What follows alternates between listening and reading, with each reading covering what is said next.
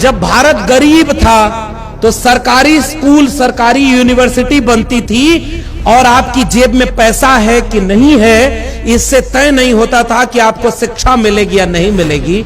और 75 साल बाद जब भारत अमीर होने का दावा कर रहा है, सोने की चिड़िया होने का दावा कर रहा है, तो शिक्षा महंगी हो गई है। स्कूल, कॉलेज, विश्वविद्यालय बंद हो रहे हैं और सरकारी की बजाय प्राइवेट स्कूल खुल रहे हैं। संविधान के 75 साल का जश्न मनाया जा रहा है, लेकिन हम जैसे अंबेडकर, फूले, पेरियार के विचार को मानने वाले, तथागत बुद्ध को याद करने वाले एक सवाल पूछना चाहते हैं हम अपने आप से, इन 75 सालों में हमें क्या मिला?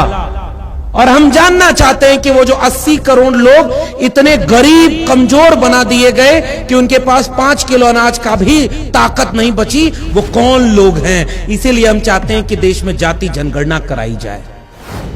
आप अगर किसी गांव में चले जाइए, अगर जाने के लिए अच्छी सड़क नहीं है, कीचड़ वाला रास्ता है, कच्चे और अधूरे टूटते मकान हैं, निराश और बेबस बेचारे लोगों के चेहरे हो, तन बदन पर गंदे कपड़े आधे अधूरे हो, तो पहचानना मुश्किल नहीं है कि हो न हो ये किसी बहुजन समाज के व्यक्तियों का ही घर और बस्ती हो। जब 75 साल पहले के लोग गोबर नहीं खाते थे, इतने तो समझदार थे। 75 साल बाद आज आपके बच्चों से कहा जा रहा है कि गोबर में भी विज्ञान है।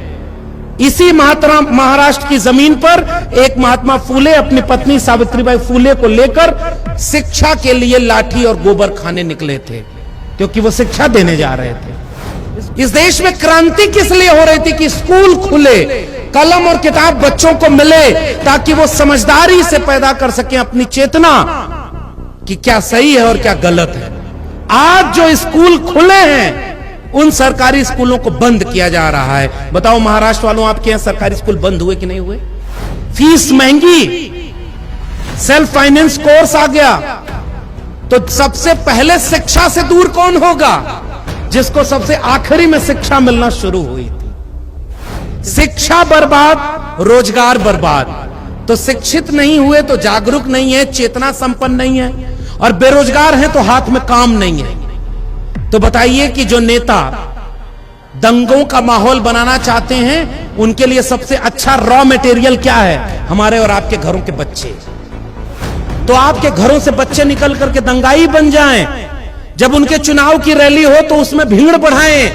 उनके पूंजीपति दोस्त को फैक्ट्री में मजदूर चाहिए तो आपके घरों से सस्ता मजदूर मिल जाए उनको, और 5 किलो अनाज देकर के जिंदा रहो, और जब वोट देने का दिन आए तो फिर से कोई वोट देकर के उनकी सरकार बना दो। राज कौन कर रहा है इस देश में? जिनकी आबादी 10% भी नहीं, और जो कहते थे 90% है, वो है कहां? एक डॉक्टर बनने की फीस आज कितनी है जरा बताइए आप? करोड़ों में है। एक MBBS करना है तो करोड़ों में फीस चली जाएगी। अच्छे MBA करना है, MCA करना है, इंजीनियरिंग के अच्छे इंस्टीट्यूट में अगर आपको पढ़ाई करनी है तो लाखों करोड़ों रुपए फीस है।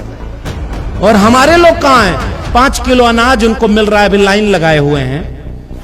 आज भी इस देश का एक इंस्टीट्यूशन बता देना जिसमें OBC 60% हो पाया हो। 27% भी नहीं है। 27 छोड़िए, आज देश के सेंट्रल यूनिवर्सिटीज में OBC प्रोफेसर 4% है, आबादी 60% है। यानी जिस देश में 100 में 60 प्रोफेसर OBC होने चाहिए, उस देश में 100 में 4 प्रोफेसर OBC हैं। और OBC सबसे पहले धर्म बचाने की लड़ाई में लड़ने चला जा रहा है। अरे धर्म तो दिल में था रे भाई, मोको कहां ढूंढे रे बंदे, मैं तो तेरे पास में। ना मैं मंदिर, ना मैं मस्जिद, ना काबे कैलाश में, ना मैं जप में, ना मैं तप में, ना मैं व्रत उपवास में, खोजी हो तो तुरते में ले पल भर की तलाश में। कहें कबीर सुनो भाई साधो, मैं तो हूं विश्वास में। मेरे यहां का मुख्यमंत्री अगर आप कांवड़ लेकर जाएंगे तो हेलीकॉप्टर से फूलों की बारिश करेगा, और नौकरी मांगने जाएंगे तो लाठी से बारिश करेगा। और हमारे नौजवानों को अभी भी पता नहीं चल पा रहा है कि उनको क्या चाहिए। हम पता ही नहीं हमें कि किसको मजबूत करना है। विपरीत परिस्थितियों में जो निडर होकर के, बेखौफ होकर के लड़े, आप हिम्मत बन के उसके साथ देना चाहिए। आप न लड़ पाओ तो दूसरे आदमी को तैयार करो जो लड़ने वाले का साथ दे। अगर वो भी ना कर पाओ तो चौराहे पर जब बैठो तो उसकी तारीफ किया करो कि हां, विपरीत परिस्थितियों में भी लड़ने वाला कोई खड़ा है। अगर वो भी न कर पाओ तो जा करके उसकी आर्थिक मदद कर देना। अगर वो भी न कर पाओ तो केवल इतनी मदद करना कि उसका विरोध मत कभी करना और उसका विरोध मत होने देना।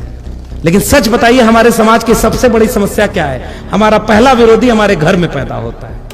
Am I right or wrong? हाकिमे शहर क्यों किसी बात पर अब ठौर करे, उसकी मर्जी है, जिसे चाहे उसे गौर करे। सोचते सब हैं जरूरी है बगावत, लेकिन चाहते ये है कि आगाज कोई और करे।